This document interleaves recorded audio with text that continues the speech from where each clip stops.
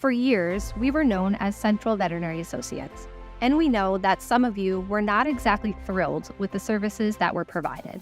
But a new day has arrived. We're changing and will now be known as Premier Veterinary Medical Group.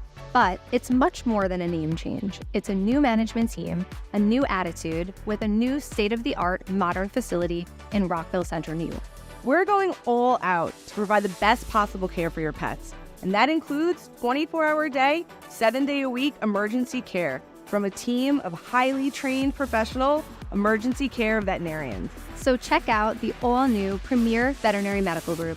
We're ready to serve Nassau and Queens counties with compassion, commitment, and the utmost confidence. And we have immediate openings for overnight emergency vets with great pay and outstanding benefits. Contact us today at premierveterinarymedicalgroup.com/careers.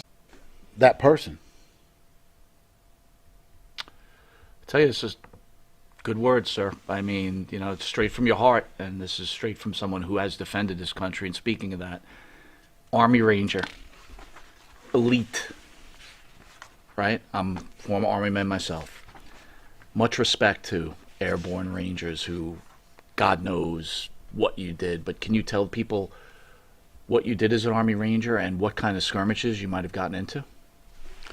Well, my first skirmish was on the Iran rescue mission into Iran to rescue the hostages.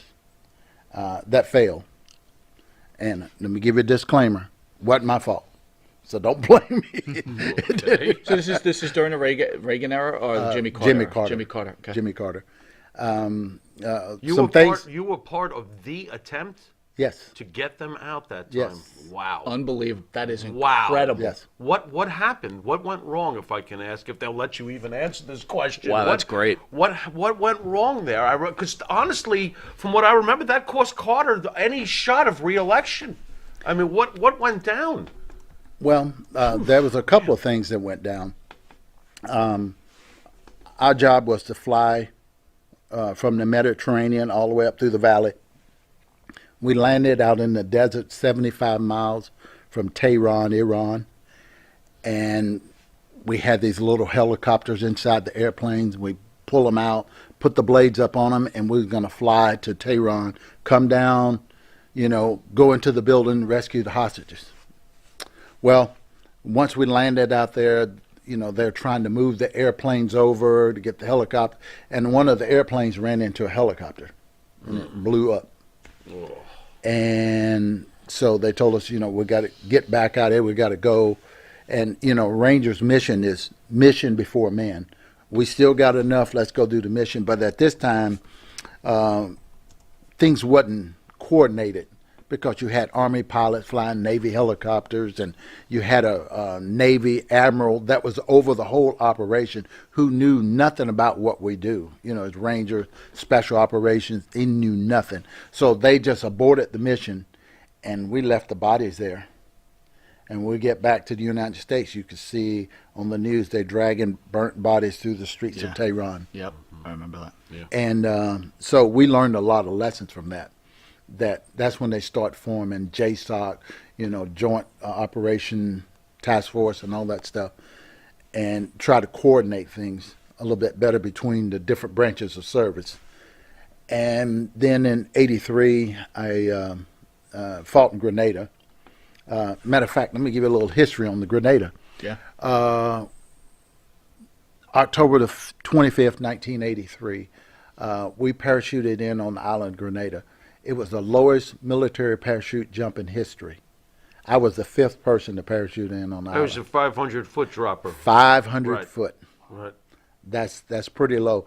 But after I jumped out of the plane and the bullets was flying by, I'm like, maybe we could have done this at 250.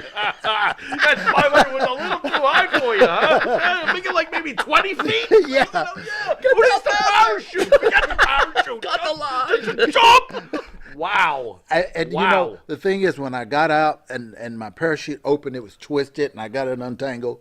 and there was red and green tracers flying by. Now, they could have been 10 feet away. They could have been 100 feet away because you don't have any depth perception, anything to measure it against. I just saw green and red tracers flying by my head, and I did like any red-blooded American would do. I went, Jesus Christ. There you go. I grabbed my head. And when I grabbed my head, I looked, the runway is coming up, and I hit the runway. I landed on the runway. Wow. So anyway, I did that, and then in '84, I was in El Salvador. We wasn't there, but Look at you. yeah. So we was there, but we wasn't there. Pay no attention to them kids over there. Yeah. Okay. I and, got you. and that's the thing that y'all heard about the Iran Contra scandal with Oliver North. Sure. Well, he would come down, and our job was to train the Contras against the Sandinistas, Nicaraguans, and we would go out and we'd get in a firefight with them, and like it was just crazy. It was crazy. So right after that, like I got out of the Army, and I'm sitting there and I'm watching the news one day, and they had Oliver North at the Senate hearing, and they was grilling him. I'm like, man, they grilling him, and they asking him about, he spent something like $15,000 on a security system at his house. They said, why did you spend this money? He said, this is the first time you ever hear this. He said, well, there's this guy named Osama bin Laden. He wants to kill me. They like, Osama bin Laden. We never heard of this guy. You're making this. We don't know this guy. Foreshadowing. That was the first time you ever hear the name Osama bin Laden. Wow. Right. Is at that Senate hearing. Right. Because he wanted to kill Oliver North. Wow. Yeah. It's too bad Oliver North didn't get to him way before everybody. Wow. Would have been nice to. Well, Ghost Get Rider him out of the way Ghost early. Rider says thank you for your service. Thank you. We'll be right back. I have it.